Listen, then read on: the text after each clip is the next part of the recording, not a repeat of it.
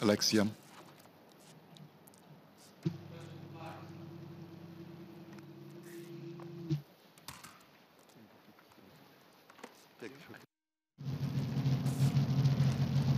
Mr. Speaker, sir, Mr. Alex Yam and Ms. Nadia Samdin asked questions about the impact of recent cooling measures. Mr. Saktiandi Supat had also asked a related question for the sitting on or after the 21st of October. So with your permission, sir, may I take these three questions together? Yes, please. Thank you, sir. Mr. Speaker, the public housing market has been buoyant since the first quarter of 2020. The HDB Resale Price Index, or RPI, had declined by 9.9% over 5 years between 2014 to 2018 and remained flat in 2019. The increase in resale HDB flat prices during the last 2 years of the pandemic reflects broad-based demand for housing, supported by the previously low interest rate environment. In December 2021, the government announced a package of measures to cool the private residential and HDB resale markets, including tightening the loan-to-value or LTV limit for loans from HDB. In the immediate quarters following the implementation of these measures, the HDB Resale Price Index reflected a lower increase of 2.4% in the first quarter of this year and 2.8% in the second quarter, compared to 3.4% in the fourth quarter of 2021. The government has been watching the property market closely. Sustained property price increases, if left unchecked, could run ahead of our economic fundamentals and increase the risk of a destabilizing correction later, which will adversely impact many existing homeowners. On 29th of September 2022, HDB announced further measures to first, encourage home buyers to exercise greater financial prudence when taking home loans, as higher interest rates were expected over the medium term. And second, to moderate demand in the HDB resale market. We expect these measures to slow the pace of HDB resale price increases, but we will continue to monitor the housing market closely. One of the measures that we've implemented is the 15-month wait-out period before current and former private residential property owners can buy a non-subsidized HDB resale flat. That means without taking the CPF housing grant. Mr. Alex Yam asked how this measure will help to cool the HDB resale market. The 15-month wait-out period is a temporary measure to moderate demand for resale flats and help to prioritize access to affordable public housing for Singaporeans with more urgent housing needs, such as first-time home buyers. We will review this measure after monitoring overall demand and market conditions. To be clear, the 15-month wait-out period is a new measure for those buying resale flats without grant. There is an existing long-standing measure for private property owners buying HDB resale flats with grant, and they have to wait out 30 months. This measure, the long-standing measure, has been in place since 1975. Now, members have asked about the number of private property owners who may be affected by this new wait-out period. The number of private property owners buying HDB resale flats has doubled in 2021 and the first 3 quarters of this year, as compared to 2019 and 2020. This group, which includes those who had sold their private property up to 15 months before their resale flat application, accounts for about 1 in 10 resale flat buyers in the past 3 years. Proportionately, more current and former private property owners pay COV, or cash over valuation, compared to other resale flat buyers, and they also pay higher COV amounts. This is generally because many of these private property owners have more financial means to pay for their resale flats as compared to first-time flat buyers or HDB upgraders. Some may not even need to take housing loans to complete their flat purchase. Mr. Alex Yam asked about the assistance provided to home seekers who own or have recently disposed of their private property but who urgently need housing support. Indeed, we recognize that not all private property owners are in exactly the same situation, and not all have the same financial means. And that is why, to support this group, we had introduced two measures when we made this move to introduce the new wait-out period. First, we exempted seniors who are moving from private property to a 4-room or smaller resale flat from the wait-out period if both the senior and his spouse are 55 years old and above. This helps our seniors right-size their homes and improve their retirement adequacy. These seniors make out about 3 in 10 of the private property owners who had bought resale HDB flats in the past 3 years. Of these seniors, slightly less than 1 in 5 also paid a COV when buying a resale flat. So that's the first, the exemption for seniors. Second, regardless of their age, current and former private property owners who face extenuating circumstances can approach HDB for assistance, and we will assess the situation on a case-by-case basis. Pursuant to this, HDB received some 650 appeals since the wait-out period was introduced. 220 of these home seekers had obtained an option to purchase to buy an HDB resale flat before the wait-out period was put in place. For these home seekers, HDB has exercised flexibility and waived the 15-month wait-out period for all of them. A second group of home seekers are those who have not obtained an OTP to buy an HDB resale flat, but who may have committed to sell or have recently sold their existing private property. HDB will assess these appeals on a case-by-case basis. We will consider the prevailing... Mr. Saksiyandi Supat asked about the possible impact of this move on the HDB resale market. As I explained earlier, the aim of this move is to moderate demand for private properties, to moderate demand from private property owners cashing out and going to the HDB resale market in order to give priority to first-time home buyers, particularly in this period. We will, however, consider the prevailing economic and market conditions, including the impact of the 15-month wait-out period, as we plan our half-yearly government land sale supply for private housing. We have already increased the supply of private housing on the confirmed list of the GLS program by 75%, from about 3,600 units in 2021 to around 6,300 units in 2022. We are prepared to increase the GLS supply further if needed. Government will continue to monitor the housing market conditions and act decisively, but also carefully, to ensure the stability of the wider Singapore property market, and to keep public housing inclusive, affordable, and accessible to Singaporeans. Selection. Thank you, Mr. Speaker. One SQ for the Minister.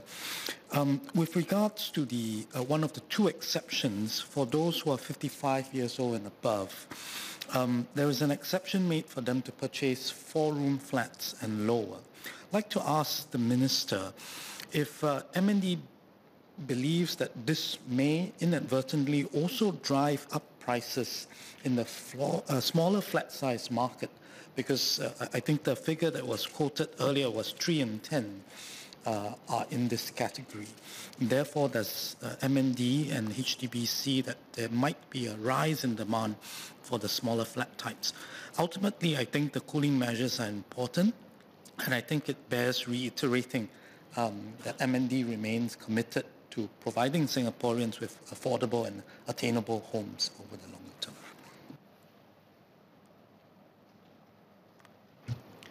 Mr. Speaker, sir, as I said earlier, the intention of this wait-out period is to moderate demand from those who are existing or former private property owners.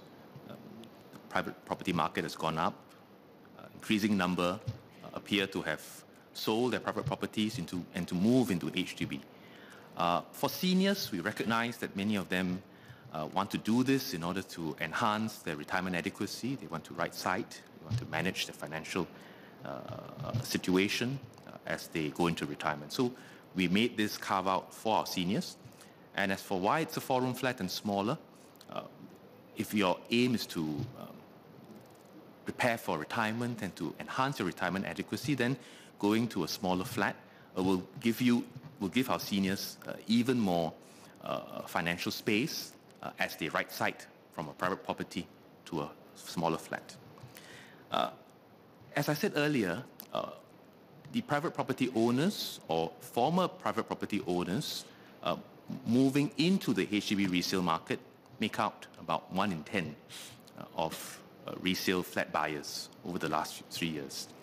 And out of that group, seniors make up a smaller portion of that. So 3 in 10 of that 1 in 10 are seniors above the age of 55. And so they are a smaller subset of the private property owners moving into the HDB resale market.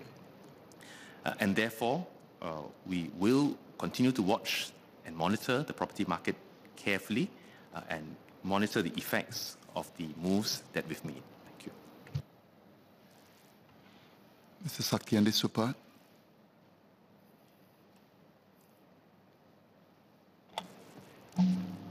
I'd like to thank the Minister for his answers to my PQ, which was slated for the next sitting. But I just have 2 SQs, Speaker. One is, in result, Minister mentioned that there will be an enhancement in terms of supply, potentially in terms of land sales for supply of flats going forward. So it's in relation to my question about how the reduction of supply of private property in the market could drive HDB upgraders to splurge on resale flats. So my first question is, to what extent will that land sales lead to further increases in resale flats, and what type of resale flats could that possibly be? Secondly, with the high interest rate environment, my second SQ, with the high interest rate environment, will there be significant impact in the current context of this current environment to impact certain demographics? For example, like what previous member mentioned about seniors, but also young individuals or young families. The high interest rates, would it lead to further impact on them going forward into buying these resale flats? Thank you.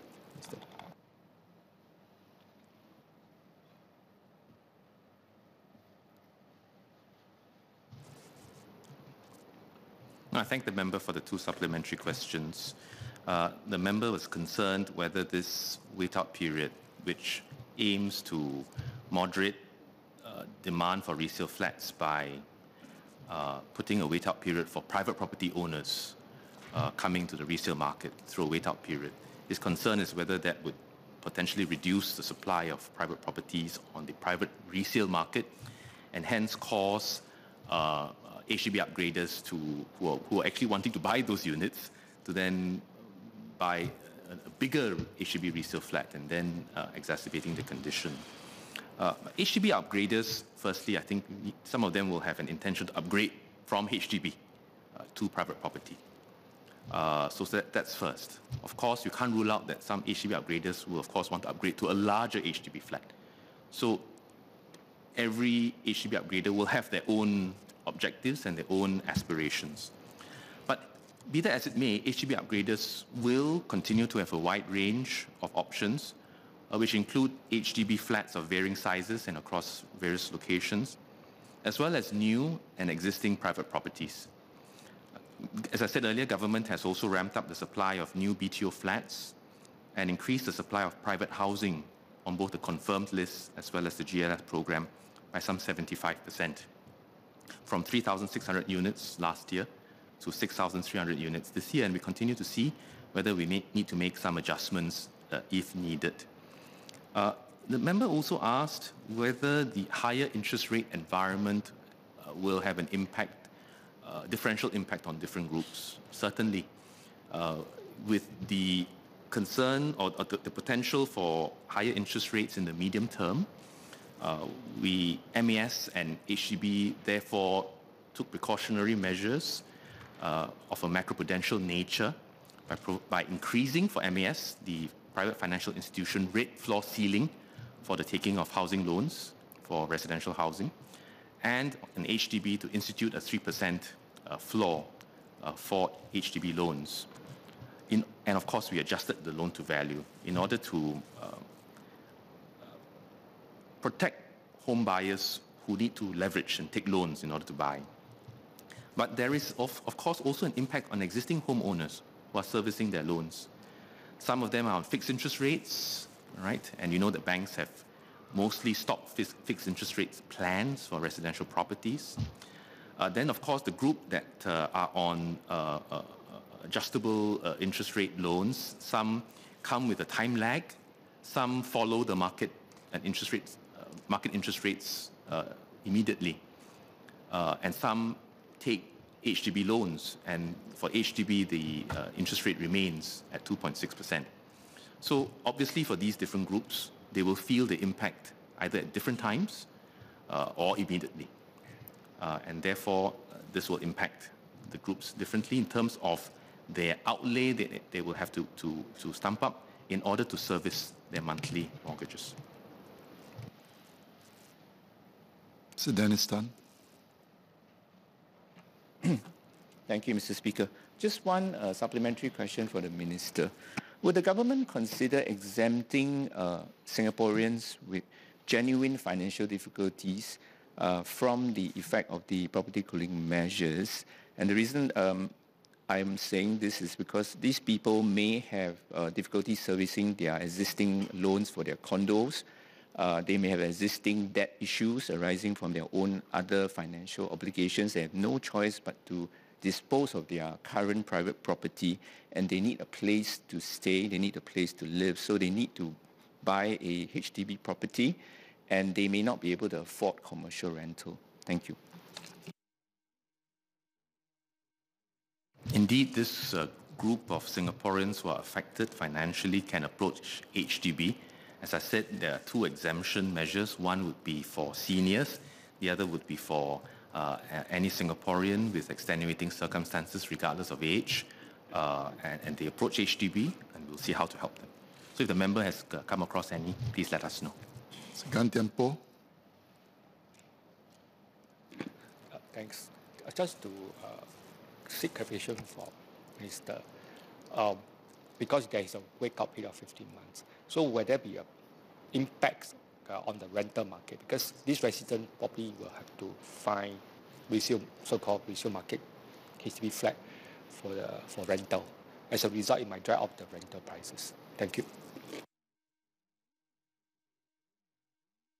Well, certainly those who own an existing private property and intend to wait out that period would find alternative accommodation, either reside with family or rent.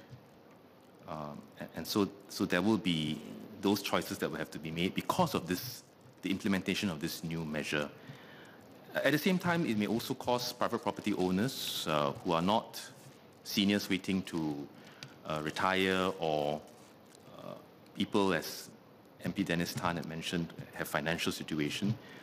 If they're thinking about whether to make this move now, this might cause them to postpone the decision.